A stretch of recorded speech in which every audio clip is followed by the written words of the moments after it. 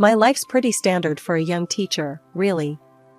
I'm Maya, and after grinding away at a teacher training college, I finally landed a gig at one of the best schools around. My plans?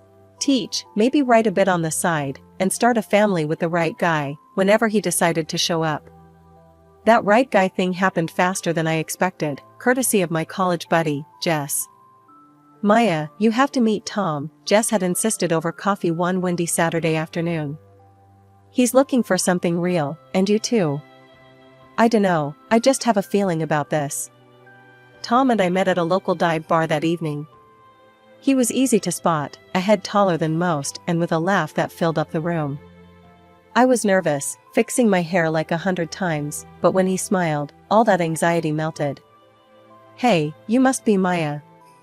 Jess hasn't stopped talking about you. No pressure, right?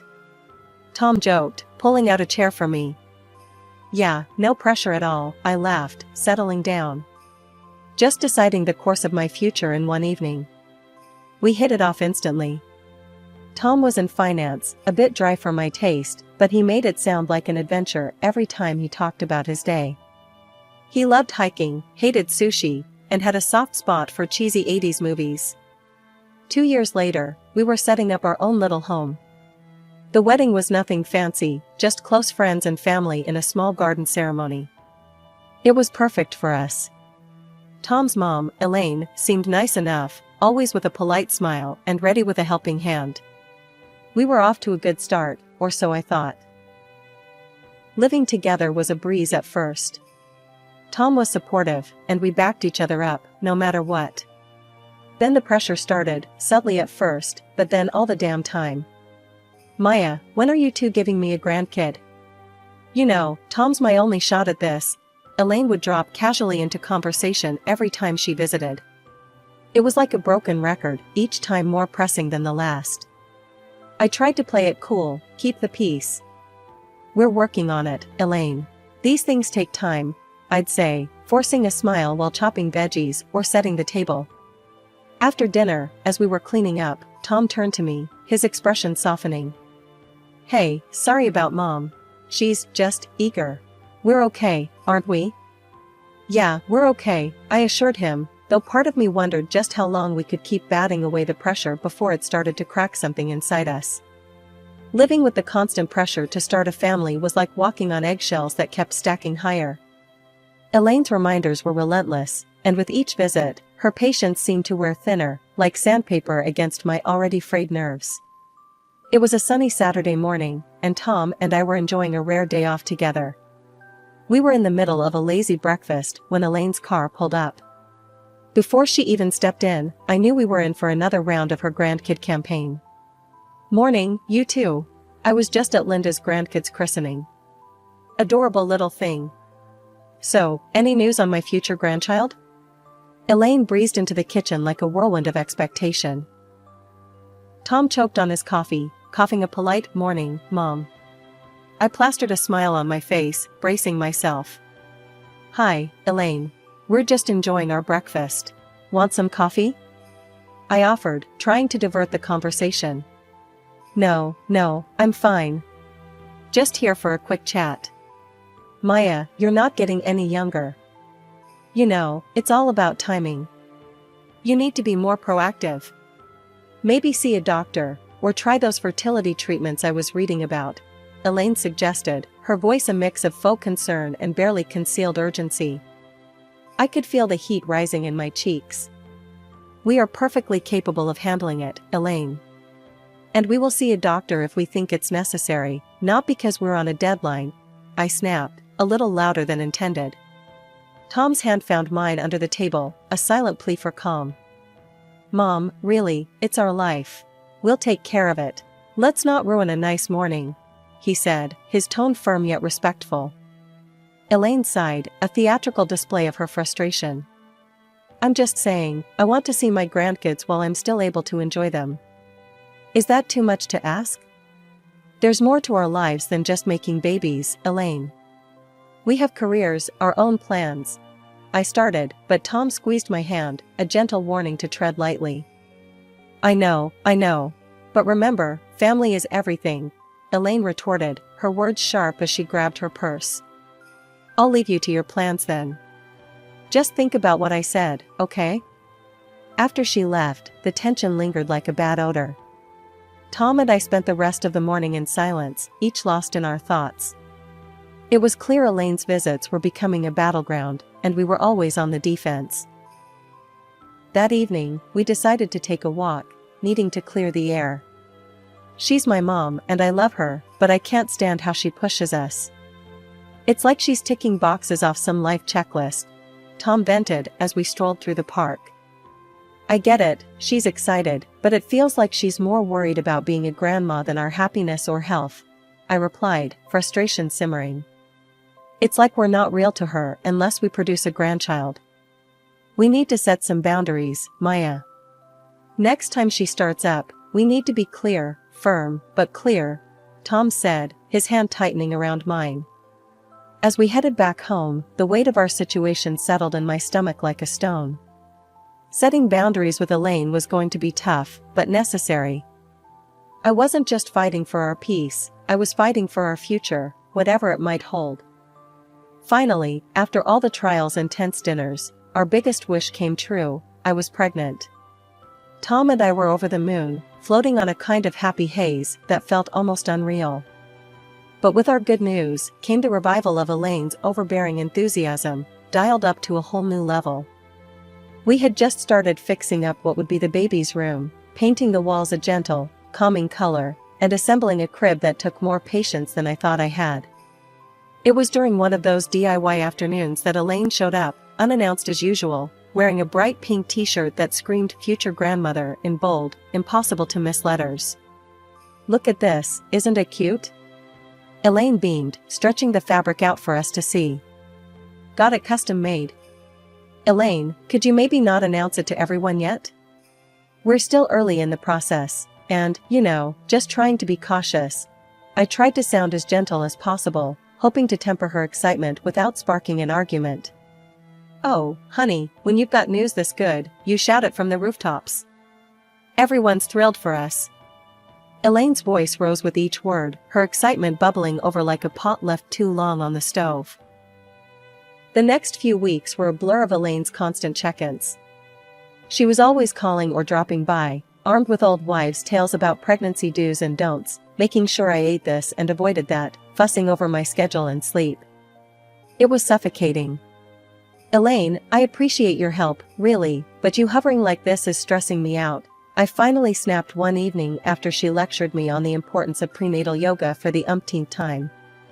The pressure didn't let up, though, and neither did my schedule. Balancing teaching with pregnancy wasn't easy, but I was determined to keep things as normal as possible. That is, until one day at school, halfway through explaining a math problem to my fourth graders, I felt a sharp pain that cut my sentence short. The room spun, the chalk slipped from my hand, and then darkness. I woke up in the hospital, the sterile smell of antiseptic flooding my senses, before my eyes even opened. Tom was there, his face pale and drawn, holding my hand like it was a lifeline. The doctors, they had to do a surgery, he whispered, his voice cracking. It was serious, Maya. You almost didn't, we lost the baby. The words hit like a physical blow, knocking the wind out of me. Tears streamed down my face, uncontrollable, bitter. I was alive, but at what cost? The doctor came in, his face somber as he adjusted his glasses. Maya, I'm afraid the complications were severe. You won't be able to have children in the future. This was a very rare and unfortunate situation. The room felt colder, the walls seemed to close in. I lay there in the hospital bed, the weight of this new reality settling heavily on my chest. Tom squeezed my hand, his presence a small comfort in the vast ocean of my grief. Just when I thought things couldn't get any worse, Elaine stormed into my hospital room like a whirlwind of misplaced anger and desperation. I heard what happened.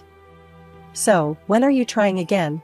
We need to start planning, she blurted out the moment she entered, barely even acknowledging my state. I was still hooked to a drip, the dull throbbing in my abdomen a constant reminder of what I'd lost. Elaine, I can't have children anymore. The surgery, my voice broke, the reality hitting me again like a cold wave. What do you mean you can't? That's nonsense. Elaine's face turned a shade of red I'd never seen before. She stormed out of the room, presumably to find a doctor who would contradict the irreversible truth.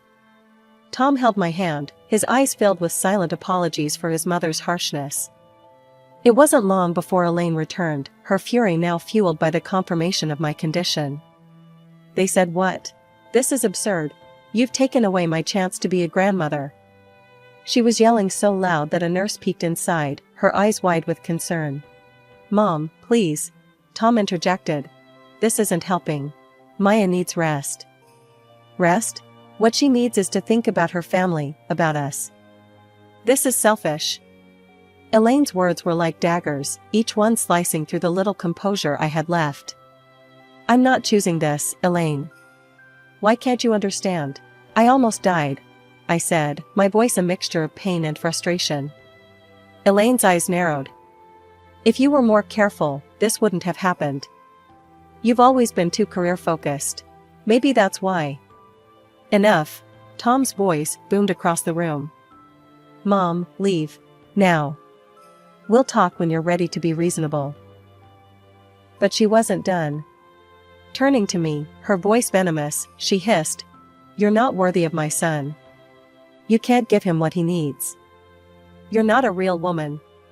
Her words stung, burning into my memory. I felt a tear slip down my cheek, the saltiness mingling with the bitterness of her judgment.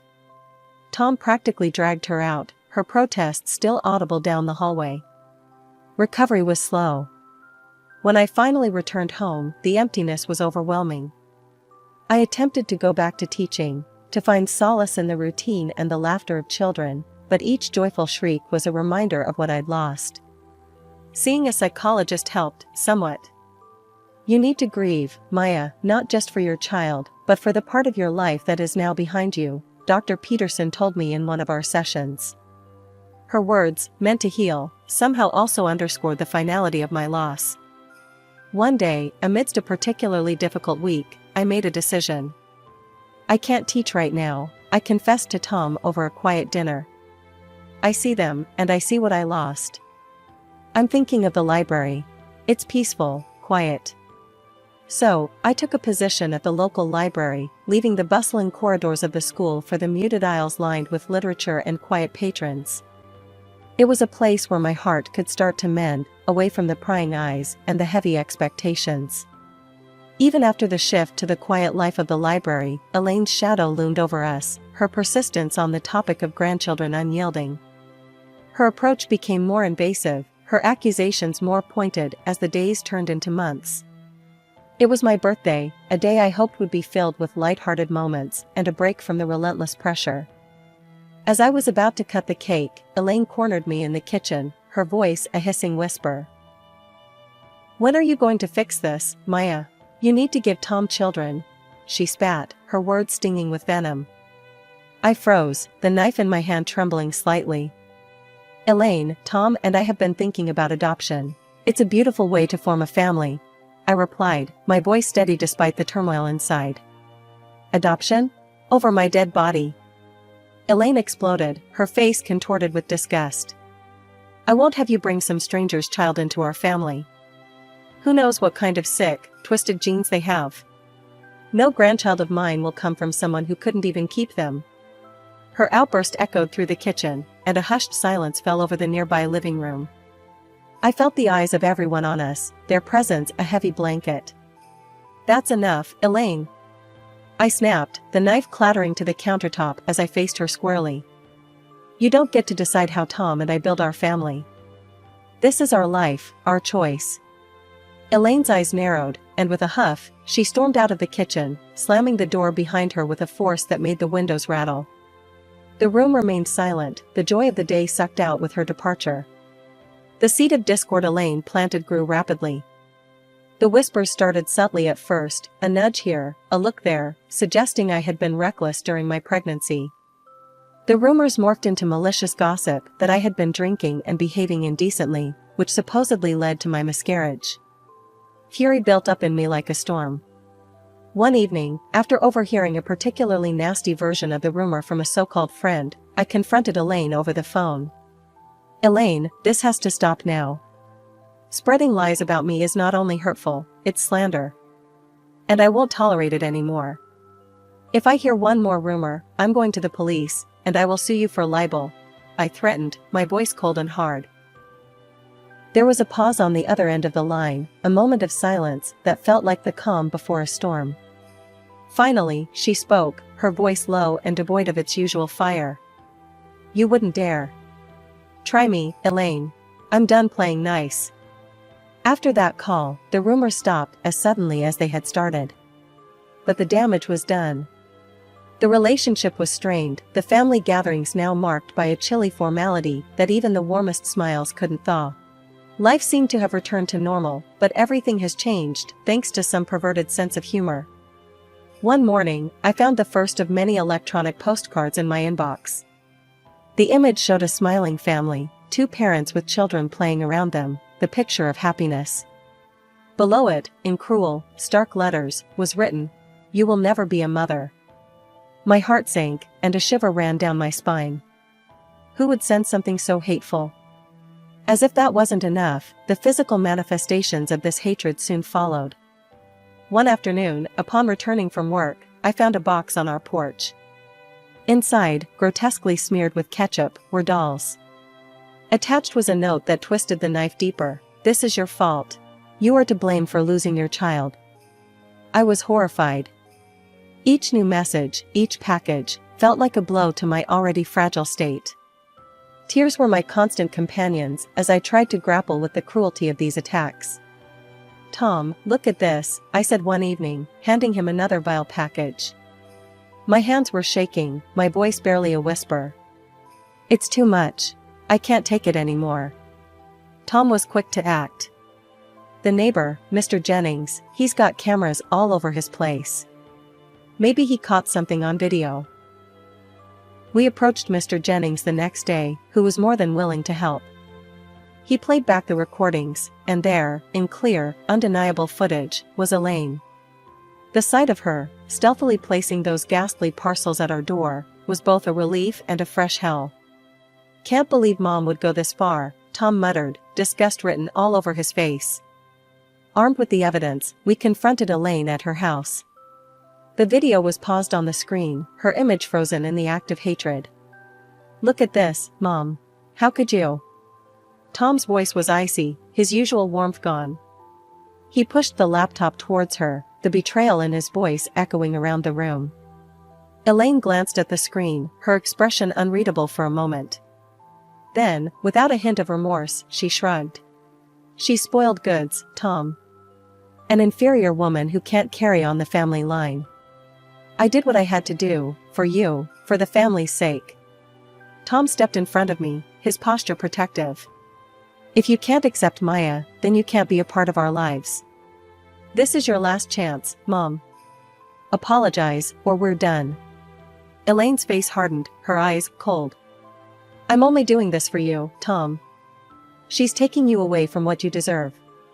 The ride home was silent, each of us lost in our thoughts. I was reeling, the weight of Elaine's betrayal heavy on my shoulders. Tom was seething, the ties with his mother stretched to their breaking point. Tom had been unusually quiet lately, his usual cheer dimmed by the strained silence between him and his mother. It was clear he missed her, despite everything. So, when the Christmas invitation from Elaine came, I agreed for his sake, hoping against hope for some sort of reconciliation. We arrived to a house bustling with relatives and friends, the air thick with the scent of pine and mulled wine. Elaine greeted us with a tight smile, her eyes darting nervously. I took a deep breath, clinging to Tom's arm as we mingled among the guests. The evening progressed smoothly at first, laughter and chatter filling the room. Then, midway through, Tom's ex-fiancée, Sarah, appeared. The room tensed as Elaine ushered her in. "As you all know, Maya here can't have children.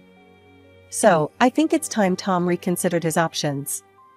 Sarah is more than willing to take her place and give me the grandchildren I deserve," Elaine announced, her voice ringing clear and cruel. The silence that followed was suffocating. I stood frozen, my heart pounding in my ears. Tom's voice, low and furious, broke the silence. "Mom, what are you talking about? I didn't agree to any of this. I couldn't hold it in any longer. How could you? My eyes scanned the crowd, landing on each face as I continued. Elaine has been tormenting me. Sending me hateful messages, leaving disturbing packages at our door. I pulled out my phone, showing the video from Mr. Jennings' camera. The footage played, revealing Elaine's vile actions for all to see. Murmurs of shock and disgust rippled through the room. Sarah, looking equally horrified, stepped forward. I had no idea about any of this. Elaine just invited me here under the guise of catching up. I'm actually engaged to someone else, and I'm not looking to disrupt that. She turned to me, her expression apologetic. Maya, I'm so sorry. I had no part in this plan. I never wanted children, which is why Tom and I split. The room was now a cauldron of whispers and stunned faces. Elaine's friends and relatives slowly started to leave, their expressions ranging from embarrassed to outraged. It was clear where their sympathies lay. Elaine, now pale and flustered, tried to salvage her dignity. But I was just trying to ensure my son had a proper family. Tom's voice was cold, final. By destroying the family you already had? I don't consider you my mother anymore. We're done, Elaine. Months had passed since that disastrous Christmas, and life had started to settle into a new, peaceful rhythm. Tom and I had been busy with the adoption process, our hearts and minds focused on the child who would soon become part of our family. It was a time of hope and healing, but it wasn't long before Elaine tried to wedge herself back into our lives. One brisk morning, a knock at the door disrupted the quiet. I opened it to find Elaine standing there, eyes red, a picture of contrition.